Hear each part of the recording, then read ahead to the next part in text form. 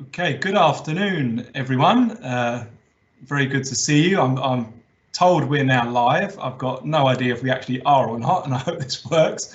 But really good to see you. Welcome to the first time we've done this, a live event on Teams. I thought it'd be a good way of communicating with you rather than writing letters and so on, give you a chance to ask some questions and feedback. And of course, it will be recorded for people to see later. I just confess, I find this kind of thing really quite awkward, so I apologise in advance if it doesn't look as good as it perhaps could do. So first of all, a very warm welcome. I hope you and your families are all well in these very strange times indeed. You are very much in our prayers. We meet as a staff every Tuesday morning, and we always pray, and we pray for you and your families and all of your loved ones and everyone attached to Bacon's College. A key part of this session is for you to ask questions. So if you pop those in the Q&A box as we go along, I've got Chris Hall in the background who's going to have a look through those questions and then sort of put them together in a summarised fashion towards the end for me to respond to. Chances are people are going to be asking quite similar things. If you can refrain, please, for asking really specific questions about your circumstances and your children.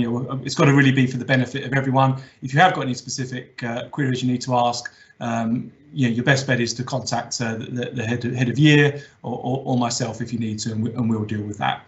We've also got Ray Reeves, our IT manager, in the background as well, who's making this whole thing work. So if it goes wrong, I'm not to blame. We have got three main themes really that I wanted to talk through with you, and they are the awarding of grades for exam groups at the end of this year, remote learning, and the returning to school in whatever shape or form that is going to be. So that's the broad themes of what I'm going to talk about. There's no particular script. I'll just sort of talk to you about 20-25 minutes or so, and then there'll be plenty of time for questions, and we'll make sure it's all finished after an hour max, so you can get on and do what you need to do.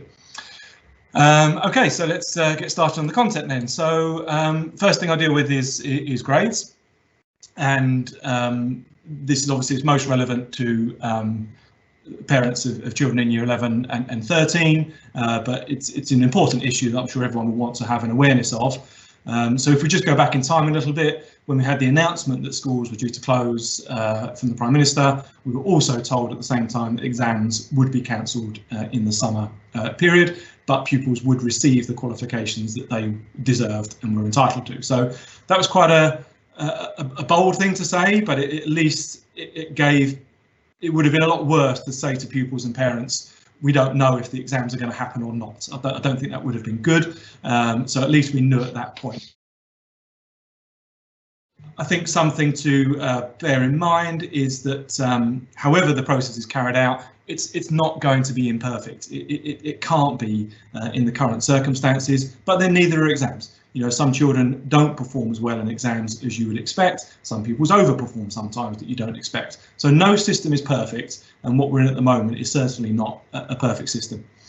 So the way that we've been told that grades will be awarded this year is that the schools will provide what's called centre assessed grades, and we will use the evidence we've got in school to produce those based on our knowledge of the students and the progress they've made.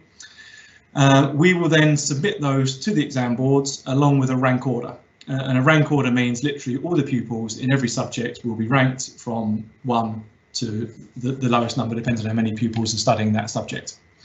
So we give the pupils a grade in school, and we give the pupils a rank. What happens then is there's a standardisation process that the exam boards will go through, where they will actually allocate the grades. So the grades that we allocate to the pupils are not necessarily the same grades that the pupils will receive from the exam boards. They could be standardised up, they could be standardised down.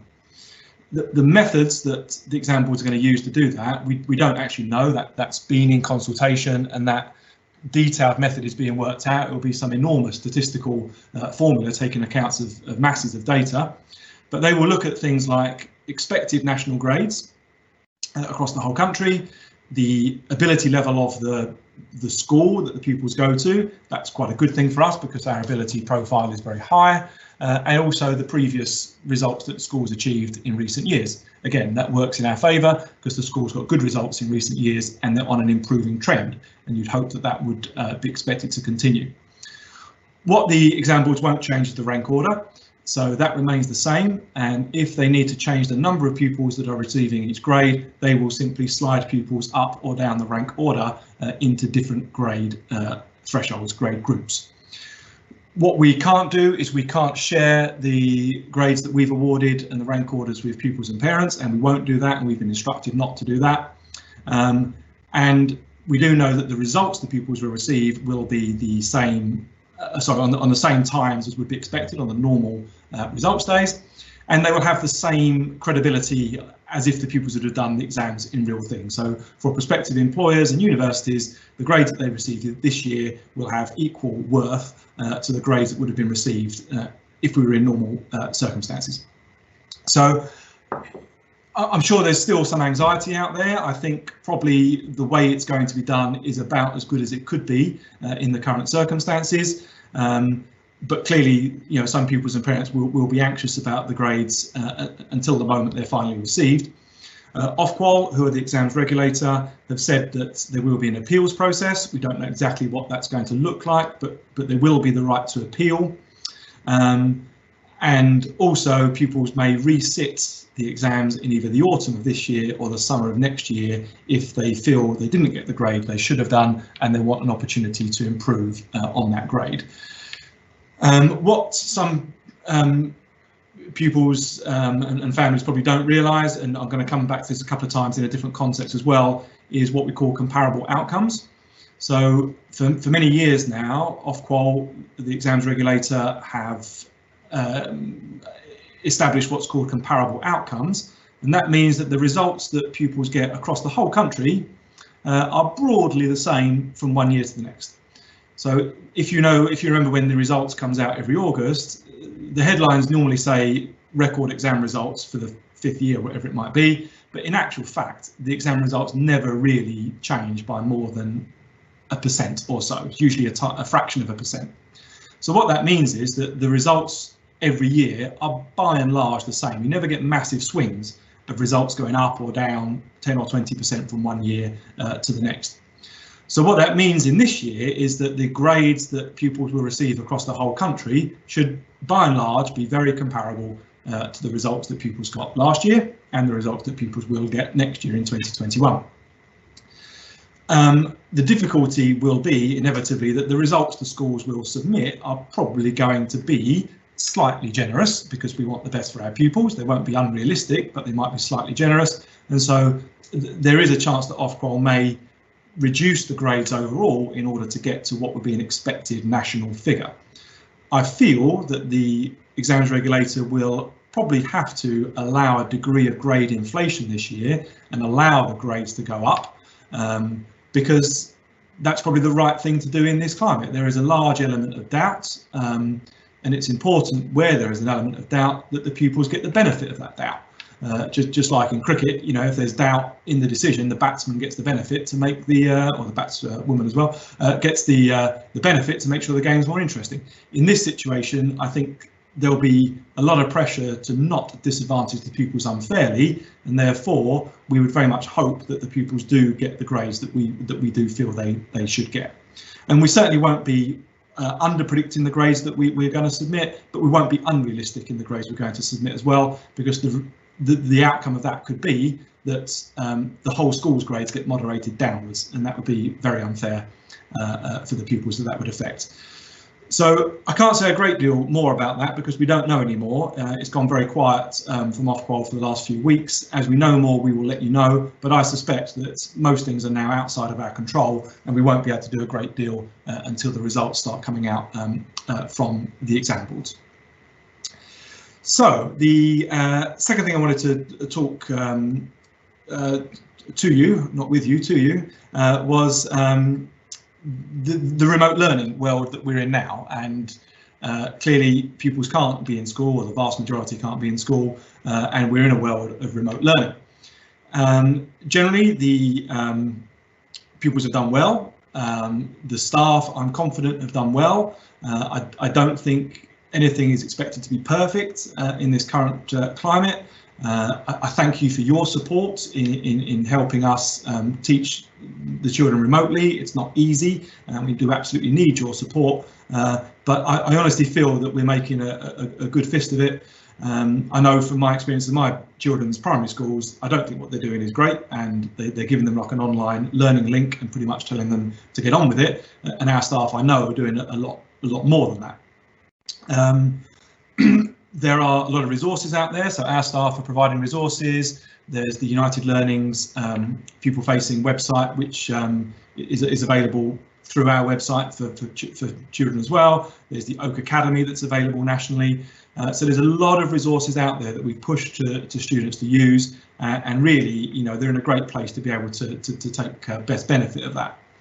We are introducing live lessons, and that seems to be going down well for year 10, year 12, and the year 11s that are moving into year 12, and those live lessons are being well received.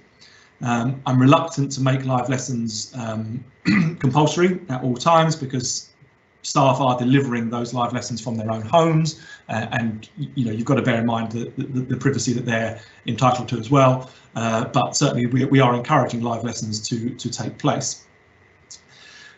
We've kept the timetable largely as it is, so pupils have a structure and pupils get access to all of the subjects that they would have had previously, but we are reviewing the timetable and whether we need to restructure that to reallocate some of the time. We've introduced bridging work for the students leaving year 11 and going into year 12, hopefully into the Bacon's sixth form. And again, the feedback we've got is that work between GCSE and A-level has been well received. We'll also be moving students from year 9 into their option subjects or option groups that they're going to be taking in year 10. Not to necessarily start the year 10 content, but to certainly bridge the work they're doing now into the more demanding work of GCSE. What we know is that for the vast majority of pupils, they're going to be learning remotely for the rest of the year. That is it. And whereas it might have been a bit of a novelty for the first couple of weeks before Easter, this is definitely the modus operandi for the foreseeable future, certainly until the summer for virtually all pupils. So in terms of the engagement, I did say that we're generally pleased, but I do have to qualify that to some degree, that in many cases that we are, and I certainly am not particularly pleased, and I am concerned. I am concerned that there are too many pupils that are not engaging or not engaging sufficiently. You've had contact from tutors and you've had a report about engagement for each pupil, but in some cases the data we've got is that between 30 and almost 60% of pupils in some year groups are not engaging. When I say not engaging, I really mean they haven't engaged in any meaningful way since the school closed.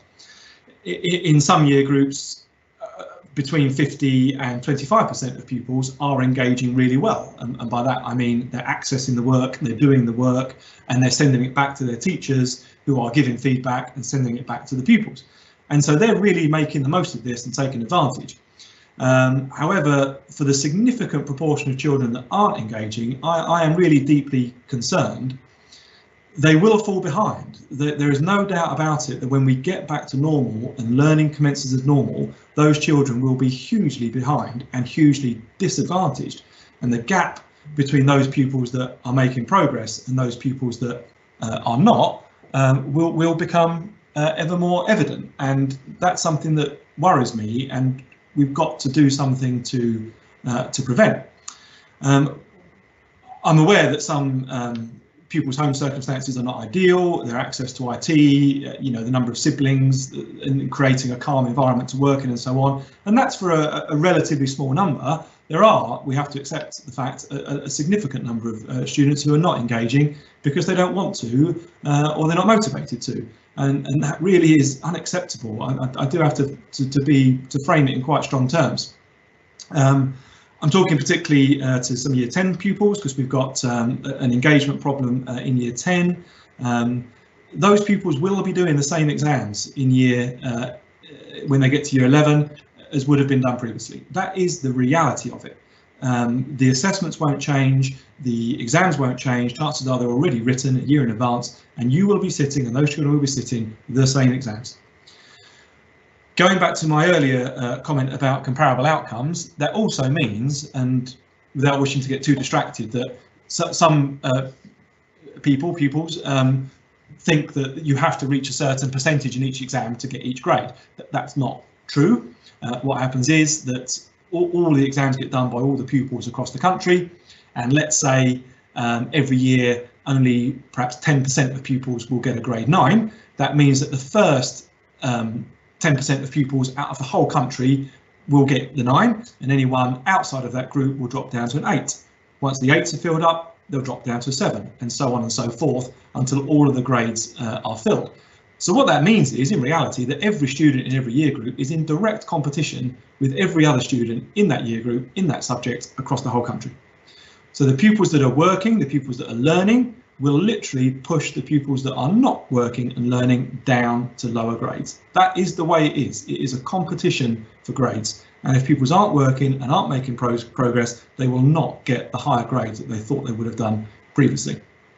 I've mentioned access to IT. I know that has been a reason, it certainly was a reason in the early phase when we started remote learning, but we have spent tens of thousands of pounds on laptops and Chromebooks. We've bought Wi-Fi dongles for pupils that don't have reliable access to the internet at home. And I am saying now that there is no excuse for access to IT to be a barrier. We've asked families that need support with IT and that need extra devices to let us know, and we bought them and made them available. I've got over a dozen devices sitting down in reception that are waiting to be collected, and they're there for you, and they've been there for some time. If those devices aren't collected by Monday at midday, they will be reallocated to other families. So if you've been allocated a device and you don't collect it by Monday midday, we are going to reallocate it. And also we are looking to dispense with paperwork, apart from a limited number of pupils who have individual needs, dispense with paper copies going out from half term, because everything should be done digitally. We need parents, and we really need you to support us. We need to get the pupils to step up to their responsibilities. We need the parents who know that their children aren't learning to step up as well. Get the children up, dressed, establish a routine, make sure they're working, make sure they're taking regular breaks, limit access to TV, limit access to social media, and let's make this thing work. You know, we've had long enough now to get it going. You know, if it's not working at home, you need to do something to do it. We cannot do it if we're not physically in front of the children. And whatever difficulties there are, you know, the real world is that we're going to have to improvise, adapt and overcome. So I'm sorry if that's a bit of a hard message for some, but there's no point in me soft soaping it, because I'm doing the children a disservice if I do that. Some parents have been looking at what the children are doing on, for example, Show My Homework. In the last 2 weeks, 70% of parents have not logged on to Show My Homework. Again, you can do that, and you can see the work that's being set, and you can see what the pupils are actually doing. If you need help with logons, the form tutors can provide those for you. But some of our pupils are getting on fantastically, and we've had some amazing comments from pupils and parents really saying, you know, thanks for all the work you're setting, I'm really enjoying it, I've got a great routine running, you know, when I'm sending the work back to teachers, they're marking it, they're giving me feedback, and they're really getting into the swing of it, and they're really making it work. So it can happen, you know, it can happen for everyone, you know, and if some pupils are doing it, all pupils can do it, and we really want to see that, you know, getting on. As well as learning, we've been trying to maintain the best possible standards of pastoral care. So tutors have been contacting all pupils on a weekly basis. We had a tutor consultation day last week, obviously remotely. We managed to contact virtually all families over the phone. We kept a log of the comments that were being raised, and most families really appreciated that personal contact over the phone, because it's just a bit better than email. Our safeguarding procedures are carrying on. We are getting some safeguarding referrals, which the team in school have been very diligent in following up. So if there are any pastoral concerns, you know, that all carries on, even though the pupils aren't in school and they're not in front of us, you know, that duty of care still exists, and the service that we provided before is still ongoing now. Okay, so the last real topic was, and I'm sure this will probably spark a number of questions and debate, is a return to school. and I'll give you my views on things, and obviously I'll make sure I stick to the official guidance that's been coming out. The last couple of days have really been quite a roller coaster, so I'm sure most of us watched the Prime Minister's announcement on Sunday. I, for one, and some of the staff were disappointed because we thought we were going to be coming back in some significant way from the 1st of June after half term. We thought we'd probably have either individual year groups in schools or maybe half the pupils in school at any one time. But the message that we got was very different to that. And the reason behind it is sound. You know, the public health comes first. But you know, we were nevertheless disappointed because we thought we were going to get over a threshold. So the position we're in now is that primary schools have been asked to take back year reception, year 1 and year 6 from the 1st of June, which is after half term, and early years settings will also be returning to school on the 1st of June. The intention is, and this wasn't in the announcement either, but it is in the official guidance, that primary schools will be full for at least 4 weeks before the summer holidays in July. So although there will be a limited return after half term, it is expected that primary schools will be full before the end of summer. And I'm sure those of you that have got other children in primary schools will be getting updates from your primaries as they come out, but things are really moving at a pace now, and for us, for example, we're just holding fire until we know exactly what the state of play is before we give any mixed messages. Also, we have had some children in school, and schools have been open to children who really need to be in school. For example, children of key worker parents and children that are particularly vulnerable and should be in school. We're now encouraged. We're now encouraging those pupils to come into school, and we'll be contacting families that we know from the previous list that we collated. We will be contacting those families to let you know what we're doing about any increased provision in school for those qualifying pupils.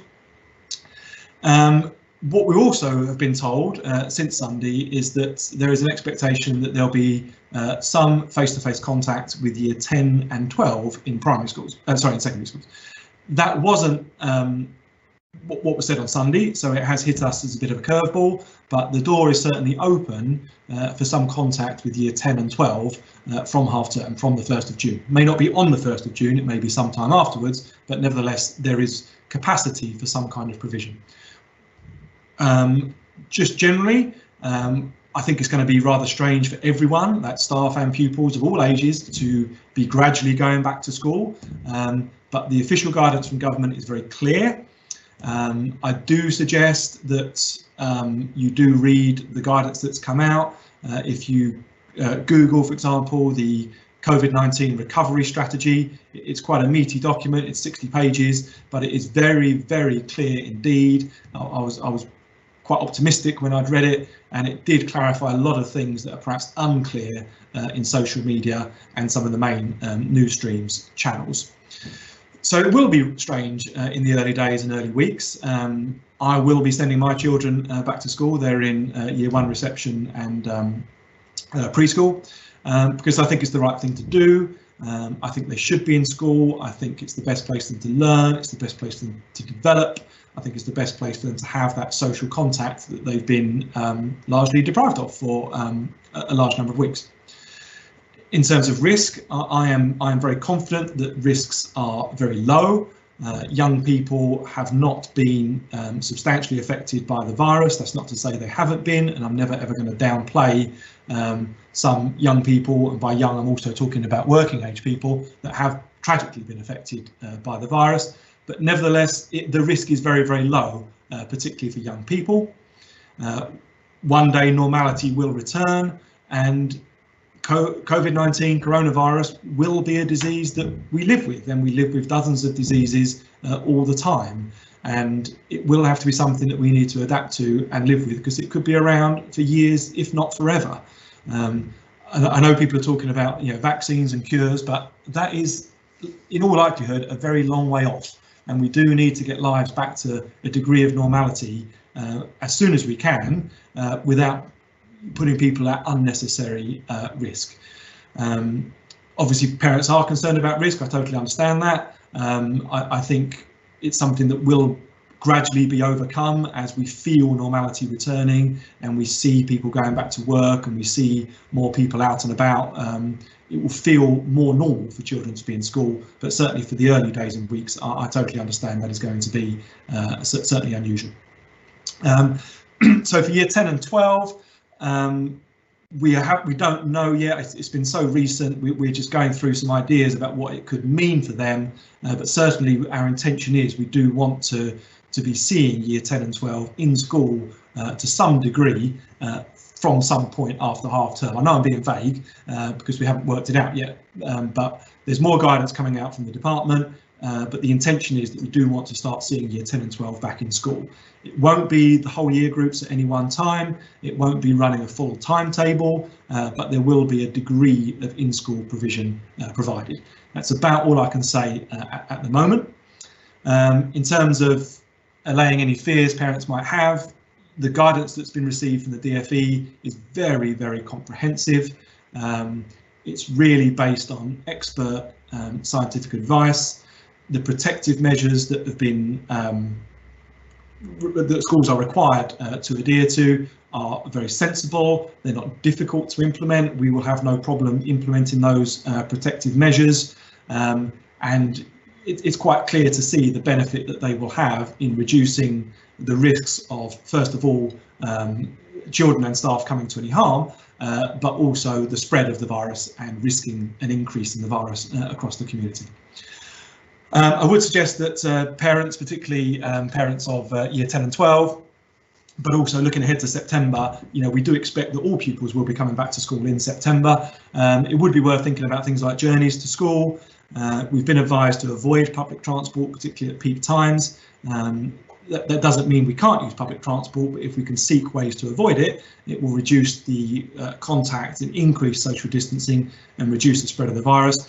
I know young people are reluctant to walk anywhere, but in reality, the majority of the children that go to the school could, if they were motivated to, walk to school in not too long a time. So if walking is possible or cycling is possible, I would urge parents and children to consider doing that when they're asked to return to school to fulfil our obligation to reduce the use of public transport. I know staff will be doing that as well. We'll be trying to avoid where possible public transport, but sometimes we have to, and that's it. But if we can all try and reduce our use of trains and buses and tubes, it will mean that they're inevitably going to be less crowded because there's going to be less people on them. Okay, so I've covered grades, I've covered remote learning, I've covered a return to school. I don't think I can say a great deal more about those things without chatting on for too long for you to want to listen to. So I think now I'm going to stop. I'm going to hand over to my trusty colleague in the background, Chris Hall, one of our vice principals. And what he's going to do is going to read out either some of the questions directly or kind of put them together into groups of questions that are coming through as themes. Chris. Thank you. Can you hear me? Loud and clear, Chris. Thank you. The first few questions have been mainly about assessment for students at the end of the year and how that would be managed and communicated to parents.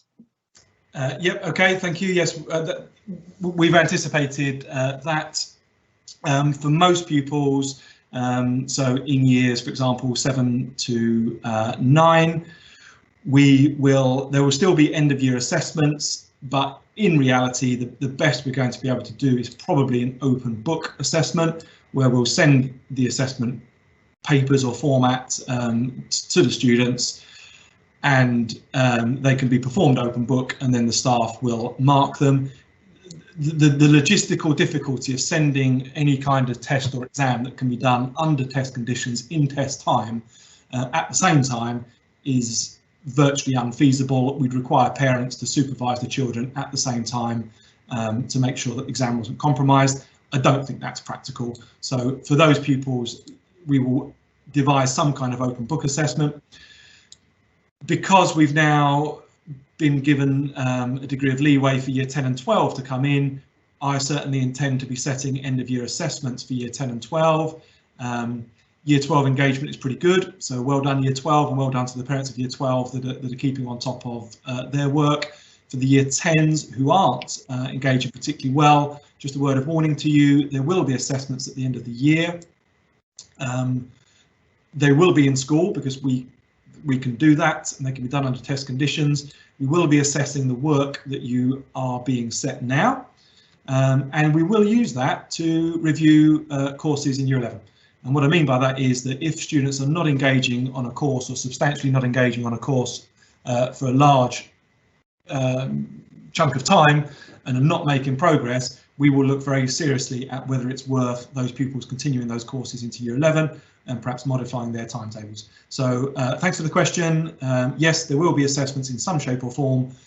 Year 10 and 12 likely to be in school under test conditions. Other year groups will have to be done at home in a more relaxed format. Okay, thank you, James. There's another cluster of questions regarding social distancing, whether students will be wearing masks when they return to school, and how those kind of things will work in reality. Yeah, okay. Yes, thank you for the question. And again, you know, we anticipated that would be high on parents' minds. So once again, the guidance that's come from the DfE is very comprehensive. I do recommend you read through it. It does get distilled by the press. Sometimes that reporting isn't strictly accurate, and it can skew some of the things that are being, or can weight some of the things that are in the guidance more than others. The guidance is very clear, and without going into each specific thing, there's lots and lots of points, but it's based on a hierarchy of protective measures. And these protective measures are, and I'll just summarise them very briefly, minimising contacts with individuals who are unwell or showing symptoms of coronavirus.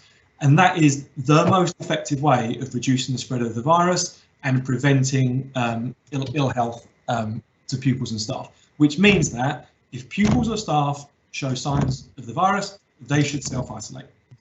If pupils are in school with signs of the virus, they will be sent home and they should self-isolate. This will also coincide with a very widespread testing regime. It's available for teachers and key workers now.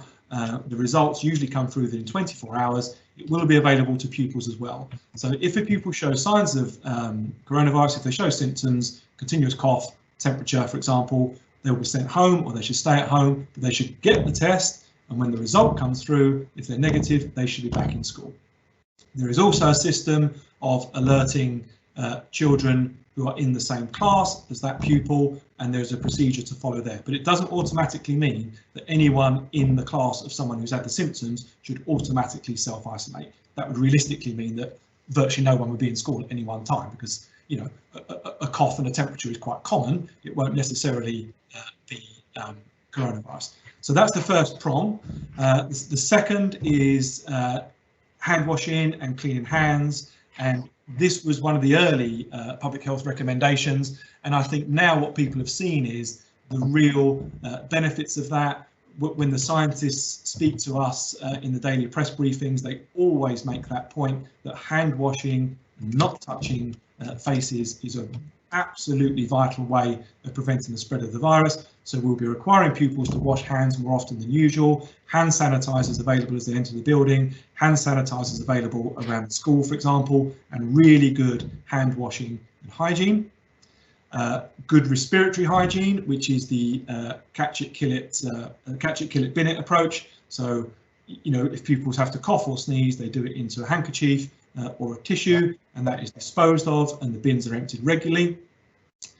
Cleaning of surfaces regularly, that would include computer keyboards, desks in classrooms, equipment that's used regularly. You know, we can easily put in systems that will minimise contact in touch surfaces and clean them afterwards. Very interesting things are in there, which I confess I would never have thought about. Just a simple thing like holding doors open with door stops. Because if you hold doors open with door stops, children don't need to constantly touch the door handle every time they open them. And so once again, you've minimised the contact on a surface. Little things like that can have a big impact, and they're very easy to implement. And the last in the hierarchy is minimising contact between individuals. And this is where the social distancing comes in. It's been acknowledged that social distancing in schools is not always possible, and what I mean by that is the 2 metre social distancing.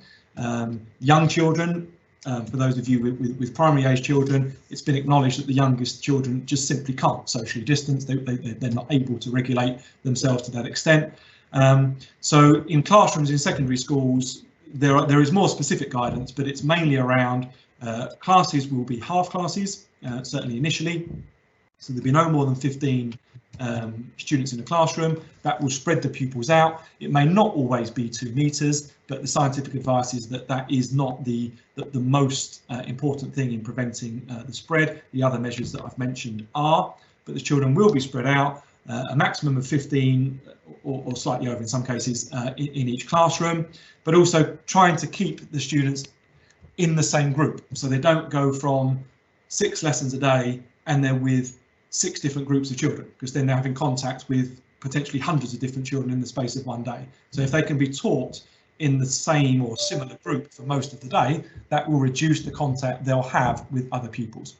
We can stagger break times, we can stagger lunch times, we can stagger the movement around the building fairly straightforwardly to minimise that kind of contact. So I probably spoke for longer than I intended to, but what I'm trying to say is that the measures that have been presented by the government based on the scientific advice are very reasonable, they're very practical, and we'll have no trouble implementing those in schools when pupils return, whether it's a partial return after half term or a fuller return in September. I must admit, when I read the guidance, I was pleased. It wasn't vague. It was precise, it was direct, whilst giving schools the ability to apply them to their individual settings, because all of our buildings are different. But it gave me a lot of comfort that it's been very well thought through, and we'll all be able to make this work.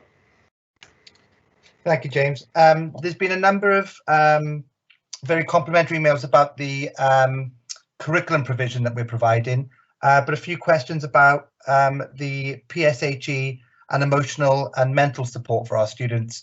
Would you be able to summarise what kind of support we're providing for our students in that respect, please? Yep, sure, certainly. So we've, in terms of welfare, we've maintained that weekly tutor contact. We wanted to have that tutor parent day.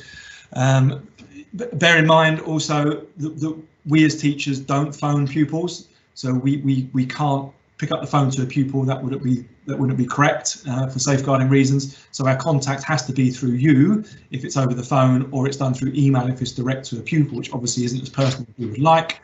We've tried to maintain that pastoral care. We've maintained our safeguarding systems, and they are being used.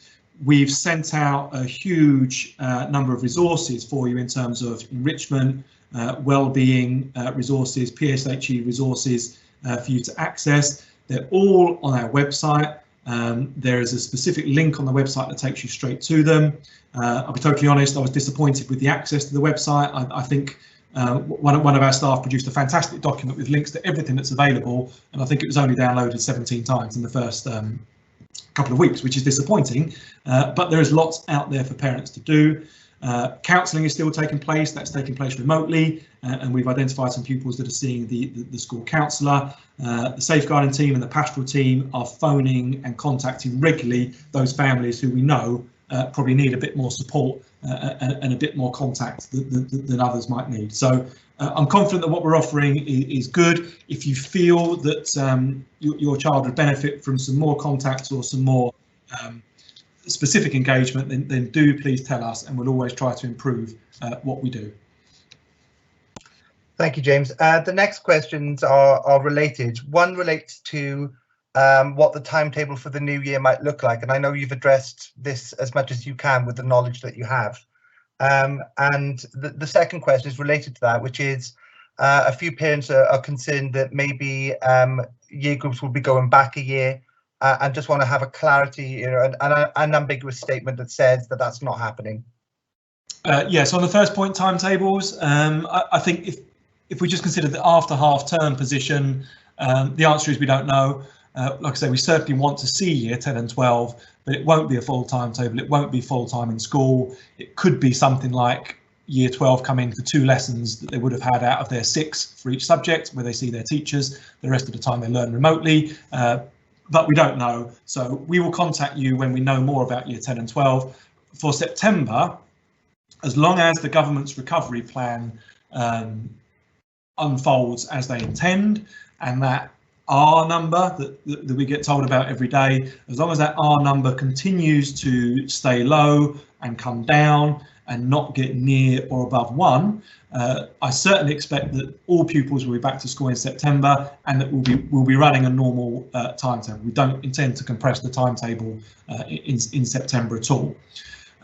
Just to qualify one of my points there, the things that we've spoken about and the things that the government have proposed are all conditional, and the Prime Minister made that quite clear on Sunday, that if the virus does appear to be spreading more than was predicted, and that R number does start to get closer to the risk level again, more restrictive measures will be put in place, and more restrictions will be placed on our movements. So just bear in mind that whatever is proposed is very much conditional on the virus not spreading at an unacceptable level. In terms of repeating years and so on, there is absolutely no intention that anyone is going to repeat a year, unless, which I can't imagine for a minute it's going to happen. We're directed by the government that should happen. There is absolutely no plans at all at Bacon's College or United Learning for pupils to be repeating years. Before we knew about how exams were going to be treated, this was one of the things that was speculated unhelpfully in many cases. I've from the outset said that can never happen. I mean, if we made our year 11s repeat a year, that would mean we couldn't accept a new year 7 into school because the school's not big enough to house them. It would mean that the primary schools couldn't release their year 6 pupils into secondaries, and it would mean the primary schools couldn't accept new receptions either. So it would just have huge impacts for everyone, and I don't think it's ever going to be feasible. So I don't think anyone's going to be repeating a year based on what I know at the moment, but I do think very much that year 10 and 12 will be doing exactly the same courses and exactly the same specifications and exams that was intended prior to lockdown. I don't think we're going to be shown any particular leeway when it comes to that. Thank you, James. We've got a question from a parent of a new year 7 student that will be joining us in September, and they're asking what provision and what the transition arrangements will be for their son or daughter. Yep. Again, we've considered transition a lot. The staff that are mainly involved in that have got a plan for transition. We're making contact with primary schools. We've been holding off to some extent about exactly how we're going to let that roll out, because we didn't know what we were going to be allowed to do from half term, because we thought schools would be half open pretty much. So we certainly wanted to invite year 6s in for an induction day, when we'd probably ask our existing pupils to work from home on those times to minimise social contact. We're going to have to go back and revisit that now, because we're allowed a certain number of pupils in school, which is undefined at the moment, and year 6s are expected to be in school. So my thinking at the moment is I'd still very much like to see our new year 7s come into the building in the summer before they join us in September. If that's not possible, we'll do the best transition arrangements that we can. A lot of it will be involving these kind of formats here and sending work to pupils electronically. There are electronic resources being made available for year 6 to 7 parents, which we'll communicate to you if that hasn't been done so already. But I know our subjects are collating bridging material to bridge that work between Key Stage 2 and Key Stage 3, and I've seen some of that content. If you haven't been sent that yet, you certainly will be in the near future. Thank you, James. 2 related questions relating to year 11 students. One is, when will students be allowed, or when will they be able to resit GCSEs? And secondly, if they don't meet the conditions of entry into sixth form, will that offer of a place be removed from them? Yeah, okay. So sorry, I distracted myself a bit. I was still thinking about year 6 to 7, so I've lost it. Just to repeat that. One thing at a time. So yeah, 2 seconds. So on year 6, sorry, to answer that previous question, if you go to our website, there's a transition section on the website. Sorry, I should have said that before. But if you go onto our website, and that's being populated all the time as more resources become available. So I can just paraphrase the last question, Chris. Yeah, so the first question was about GCSE resits for year 11 students, what the process for that will be and when they are likely to take place. And then secondly, if a student's been offered a conditional place for sixth form and their results on results day are not what they require to be able to get into the sixth form, will that place be removed from them? Yep. Okay. So in terms of resits, the answer is we don't know exactly, but we have been told by Ofqual that resits will be available in the autumn. So the results will be released as they would normally be in August, in the second and third week of August. And then resits will be available for pupils after that. I don't know when that will be. I think I've seen somewhere in the guidance it will be in October. That will realistically be too late for pupils that are joining universities and sixth forms, and you know, that's just the way it is. I can't change that. That's well outside of our control. I think universities will probably take a different approach. I think they'll want to encourage as many students to join the undergrad courses as possible. You know, they want numbers, frankly, and they recognise this is an uncertain and very unusual time, and they'll want to make sure they give the pupils the best benefit, and they do come in. So I think even if some pupils might have slipped the requirement at university level, they might be asked to come in. We've spoken about whether universities will be setting their own internal admissions exams if they don't find the A levels reliable. I don't know about that. I've not seen anything formal from universities, but that is something that could happen, and probably I would consider that if I was an admissions tutor at a university. There'll also be resits available in the summer of 2021, so year 11s can do it a year later if they want to. Year 13s as well can do it a year later if they want to. So if they have maybe one grade that's disappointing, but enough grades to get them onto their preferred courses, they may choose to do a resit in that one subject, just so, you know, forevermore they've got it on the record, they've got a better grade than was given in 2020. How resits will happen, we do not know at all. Where they do it, who organises it, because they won't be our pupils at that point, to bear in mind. Do they come back here to do the exams? Who pays for it? You know, to be to talk turkey. So we don't know actually how that will work. We will be told by Ofqual. What comes out from Ofqual is unequivocal. They tell us exactly how it's going to be, but at the moment it's in the working out stage. In terms of admissions to sixth forms, yes, it is correct that we still insist on grades to get onto individual courses, and conditional offers are made on the basis of getting those grades. If pupils don't get the grades that get them onto the courses, then they won't be given a place. The reason for that is that pupils have to meet that expectation. If they don't meet that expectation, virtually invariably every year they don't cope with the course that they've started on, and they end up either dropping off of that course by Christmas or at the end of year 12, and it can be something of a wasted year or a wasted few months. I think we may take a balanced view if a pupil narrowly misses one subject by maybe one grade where they've done extremely well in their other ones, because it's an uncertain time. So I think we would always show a degree of attitude, but by and large, we do expect pupils to meet the conditions that we've set down. Thank you, James. And I'll just qualify that as well by saying that we've obviously, you know, done a lot of work around the initial process of looking at grades, looking at mock results, things like that. So we've been very, very careful, and we've done a lot of contact with students coming into the sixth form to ensure that they're on the right courses and doing the right thing. So we're confident that we've done a lot of work around that already. The next question, James, is about increase in live lessons. Lots of positive comments about live lessons and the fact that they're having a good impact on their sons or daughters. is there any way in which that can be rolled out further? And are we recording those lessons for those students who are missing them when they're delivered in the first place? The answer is yes to both, but I'll just expand that a little bit. So we are encouraging staff to deliver live lessons. We're not making it compulsory for the reason I set out earlier, namely that staff are doing it from their homes, and you know, there is a safeguarding concern there. It might be slim, but nevertheless it is still there. I think they'll certainly increase. I think staff like doing them. I think pupils like receiving them. So they will increase. We are looking to potentially roll it down lower in the school. Again, don't forget that in the last few days we only really know what's going to be expected after half term. We were all kind of geared up for half the pupils to be back after half term, and so there was a very real prospect that years 7 to 10 and 12 would all be in school at some point, and that would totally change the way we delivered teaching and learning.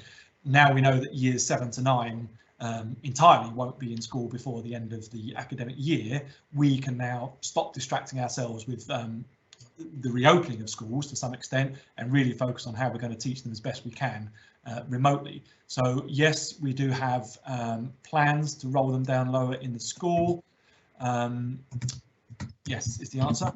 In terms of recording, yes, we do record the lessons, but at the moment we record them for safeguarding purposes, because we want to keep a log of all of those things, so that if ever something is alleged untoward to have happened in a remote lesson, we've got a backup of that lesson so we can see exactly what's happened.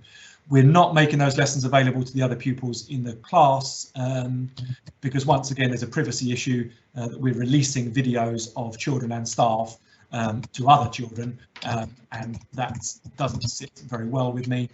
The resources that are used in those lessons absolutely are made available either on Teams or Show My Homework.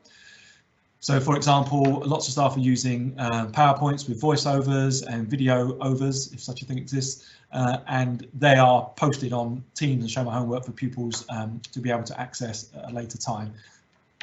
I'd say we're getting better at this as we go on.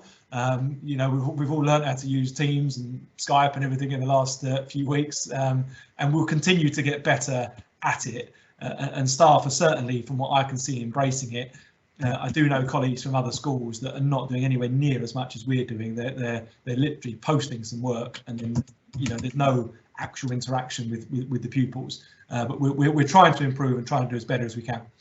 Just bear in mind also that our staff are, me included, we're mainly trying to work from home. I've got the luxury of being in Rotherhithe today, but we're at home with our children as well, and to make the teachers teach live lessons at a certain time when they're trying to balance their own childcare, and your children are trying to balance the access to maybe limited IT that they've got in your homes, it just throws up a lot of logistical difficulties. But sorry, I rambled for a long time there, but yes is the answer to the question. Thank you, James. Results Day, are there clear guidelines about how Results Day will operate? And that's for both the Year 11 students and the Year 13 students, particularly in light of any guidance there might be about social distancing and how that will work in a practical sense. The answer is we're not in a position to make those plans yet because we don't know the social distancing requirements. So at the time when pupils left the school and we wrote to you about how exams would be, sorry, not exams, how qualifications would be awarded, it was a strict lockdown scenario. The school was closed and physically closed most of the time, and children and adults couldn't leave unless for essential reasons. So now we know that there is a gradual easing of the lockdown. We would certainly like to hope to do a results day where pupils will come in and collect their results as they normally would. That will change if the guidance is that we can't possibly do that and it's not an essential reason to leave the house. If we do a results day, I would imagine there will be a degree of social distancing. So the traditional hugging on results days might have to be given a miss this year, but the ubiquitous jumping in the air while holding the result slips is still allowed to go on at a safe distance. Yeah. And just to add on to that, there will be obviously bespoke support for Year 13 students who need to go through clearing or need help with accepting their university places. And Miss Higginson and Miss Davis, heads of sixth form, will send out that guidance as and when we are able to be confident that it will be accurate and correct. Yep. Thanks for that, Chris. So we'll continue that support for pupils that are moving on to the next stages, and also say we're still providing careers advice. That comes back to another relevant question that was made. So our careers advisor in school is providing that. She's doing regular Skype meetings with pupils, particularly in year 11 and 13 and 12. So if you need careers advice, go on the website. Yvonne Fernside is the careers advisor. She'll be able to arrange a Skype appointment with you to do that. A lot of questions are about social distancing and PPE and things like that, and we'll look to respond to those in more detail on our website later on, rather than duplicate some of the responses that Mr. Wilson's just given. Jump in there, Chris, for a second. So I've gone back to my original question when people asked about social distancing and safety, and I did neglect to say something. So all of those things I read through are some of the methods that will make it safe for pupils and staff to be in school and prevent the spread of the virus. Part of the question was about face masks, and sorry I didn't answer at the time, but the DfE guidance is unequivocal that face coverings are not recommended in schools. They give the reasons for that, and they've made it very clear that face masks and face coverings are very different things. Face masks fall into the category of what people working in medical settings, like in surgery, for example, are required, and they filter particles in the air and protect the wearer.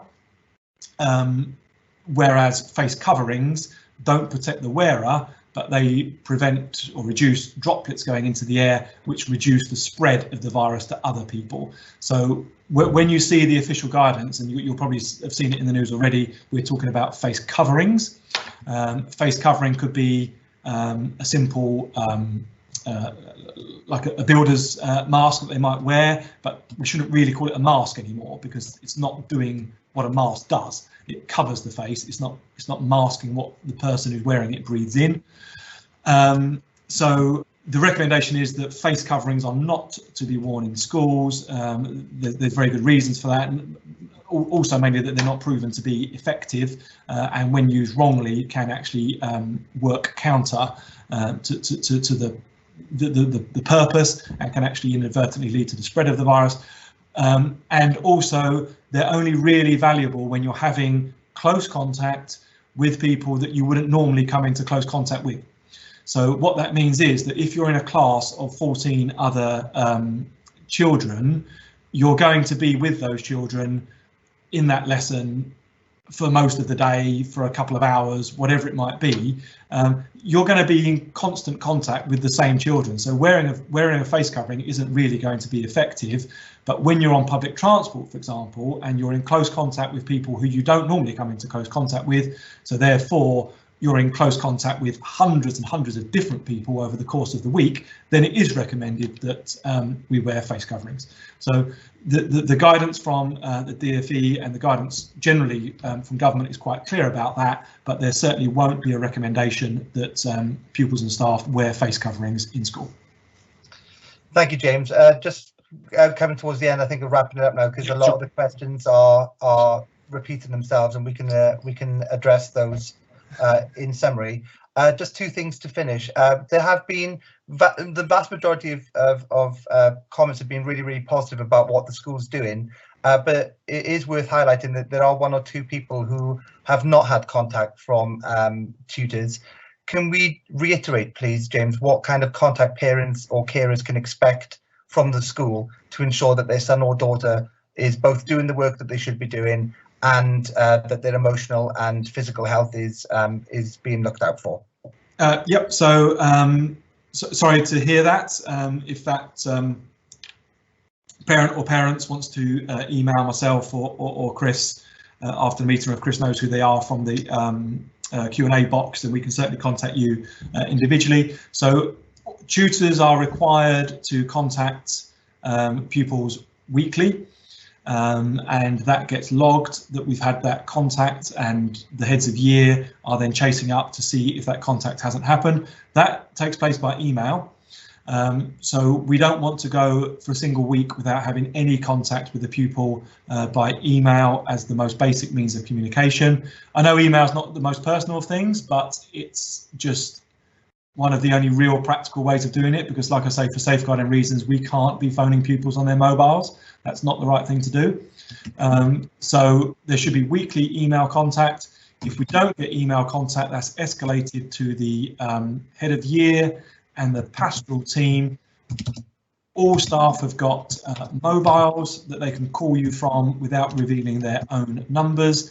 It comes up as, I think, Kettering or something like that, bizarrely. But you should receive that telephone contact if we haven't been able to reach individual children by email.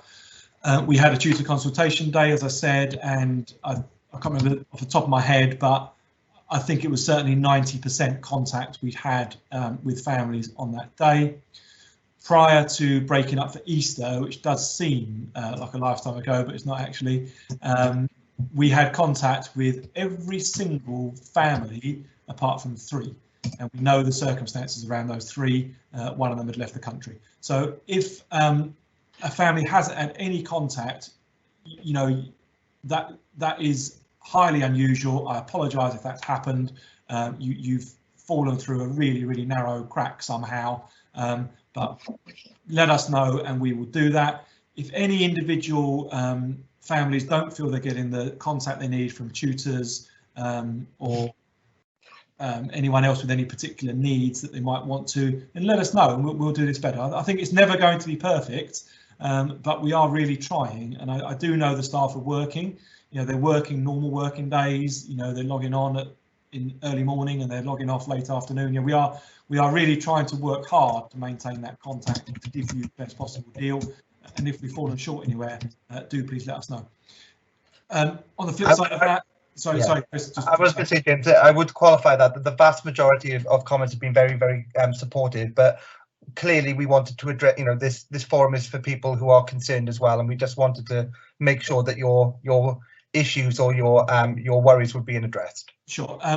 Just finish that one off then. So on the flip side, you know, we are here and you can contact us. So if you're not getting what you want, you know, phone the school. The reception is staffed every day. On the website, you can go into staff contact details, and every member of staff's email address is available on the website. You know, you can contact us. So don't wait. If there's something on your mind, get in touch with us. You will be contacted very quickly, I assure you. Thank you. And then a final question, I suppose, James, is just regarding what we're doing for students who are leaving us. Will there be some kind of celebration or prom to mark the fact that they've completed their schooling with us? The answer is highly unlikely. You know, there was no chance of any kind of prom before we closed, because we only had 2 days notice of that. A prom wouldn't be the right thing to do in the period between the half term and the summer, because we're still advised to stay at home where you can, and there's still the objective of minimising social contact, so proms don't fall into that category, but it's certainly not based on the proms that I've had the pleasure of being at. I would suggest don't live in hope there's going to be a prom. If we think we can do something when the new school year returns in the autumn, we may do, but I think everyone is going to have kind of different priorities at that point. We're going to have to manage 1,000 pupils coming back to school in September when currently we've got 2. So yeah, highly unlikely is my answer, and doing a prom on Zoom probably just doesn't really cut it. Thank you, Joseph. I'd just like to thank all parents and carers who've contributed questions. I will remain logged in and respond to any questions I haven't been able to address. I've been emailing people back privately as far as I can. There's a few I haven't got to yet, but I will get through all of you before I log off this evening. Thanks, Chris. If I can just ask, I don't know how it quite works with the system, but if parents have found this useful, if you can just kind of drop just a comment or something like that, say, you know, useful or whatever. If you didn't find it useful, be polite.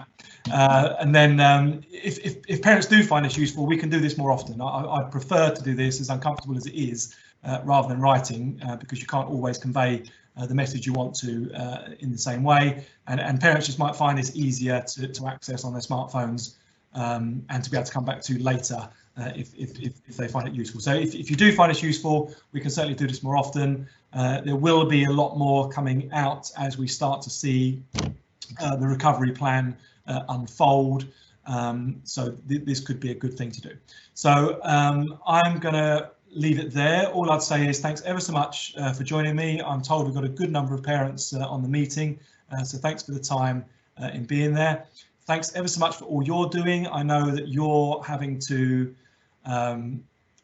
manage young people at home, and it's not easy. You're having to be teachers and carers and cooks and cleaners and everything else, and it's hard work at home. I do know that. I know lots of you are working from home as well, and you're trying to balance the pupils being at home as well as trying to get your own work done, and just the general difficulty of being in lockdown and the desire to get back to normal, I think, is probably becoming quite hard for everyone now. So you're in our thoughts, you're in our prayers.